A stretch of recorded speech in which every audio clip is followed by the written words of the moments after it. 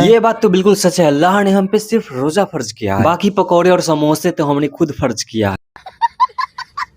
रमजान सिर्फ महीना नहीं, यह एक एहसास है और रोजा हमें भूख से ज्यादा सब्र सिखाता है। हेलो दोस्तों, मैं हूं तुम्हारा भाई आरिफ और स्वागत है हमारे इस छोटे से मिनी ब्लॉग में। तो आज है रमजान का मेरा दूसरा रोजा और मैं सुबह 4 बजे उठ जाता हूं सहरी करने के लिए। सबसे पहले मैं जल्दी से ब्रश कर लेता हूं क्योंकि सहरी करने के लिए ज्यादा टाइम नहीं मिलता है। और प्लेट भर के मैं चावल, दाल, दूध और पाव मंगा लेता हूँ। सहरी के समय दिमाग स्लीप मोड में होता है और हाथ अपना रफ्तार पकड़े हुए रहता है। और सहरी का टाइम खत्म होने से पहले मैं जल्दी से मैं अपना खाना खत्म करने पर ध्यान देता हूँ क्योंकि टाइम कब निकल जाता है पता नहीं चलता। फिर मैं एक बड़ा सा गिलास में भर के पानी पी लेता हूँ ताकि दिन में प्यास ना लगे। फिर मैं फजर का नमाज पढ़ने के लिए जल्दी से वजू कर लेता हूँ क्योंकि आप लोग को पता ही है बिना वजू के नमाज कबूल ही नहीं होता। अच्छा, जब नमाज कबूल नहीं होगा तो मेरा फॉलोअर्स बढ़ने वाला दुआ बीच आसमान पे ही अटक जाएगा।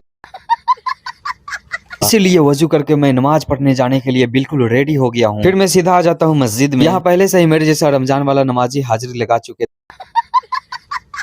फिर यहाँ हम जमात के साथ नमाज पढ़ते हैं और दुआ करते हैं कि मेरा वीडियो पर मिलियंस में व्यू आ जाए और फॉलोअर्स बढ़ जाए। सरक उधर। फिर दुआ के बाद हम सभी लोग खड़े होकर सलाम पढ़ते हैं। दोस्तों, ये आवाज सुबह का सुकून होता है।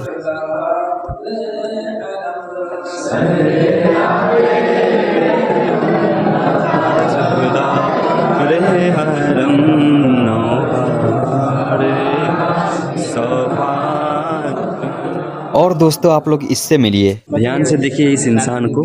यही है एक लड़का जो तरावी की नमाज में बहुत ही हल्ला करता है। फिर मैं सीधा घर पे आ जाता हूँ और सो जाता हूँ। फिर मैं दिन का 12 बजे उठ जाता हूँ। घर के लोग इफ्तारी बनाने में बहुत ज्यादा थक जाते हैं तो मैं उनके लिए थोड़ा हेल्प करा देता हूँ। तभी मुझे फ्रेंच फ्राई खाने का मन करने लगा तो फ्रेंच फ्राई के लिए मैं आलू को कटिंग करने लगता हूँ। तू तो गया बेटे। दोस्तों, फ्रेंच फ्राई बनाने का मेरा इंटरव्यू क्लियर हो गया है। चल झूठा। और सभी आलू को फ्रेंच फ्राई के शेप में काट लेता हूँ और इसे एक कटोरी में रखकर ऑयल में फ्राई होने के लिए ट्रांसफर कर देता हूँ। फिर हम अपने लंगटिया यार के साथ निकल जाते हैं मार्केट में। ये इतना गोरा है कि धूप को भी परमिशन लेना पड़ता है कि भाई तुम्हें धूप लगाना है या नहीं। फिर मैं यहाँ से सीधा निकल जाता हूँ फ्रूट्स के शॉप पर। फिर मैं यहाँ से कुछ फ्रूट्स ले लेता हूँ। रमजान ही ऐसा महीना है जिसमें हम सबसे ज्यादा फ्रूट्स खाते हैं। फिर हम निकल जाते हैं अपने घर की तरफ क्योंकि इफ्तार का टाइम बहुत ही करीब था। फाइनली आकर हम घर पे बैठ जाते हैं और इफ्तार का वेट करने लगते हैं। फिर कुछ ही देर में इफ्तार लेकर सामने मेरे रख दिया जाता है।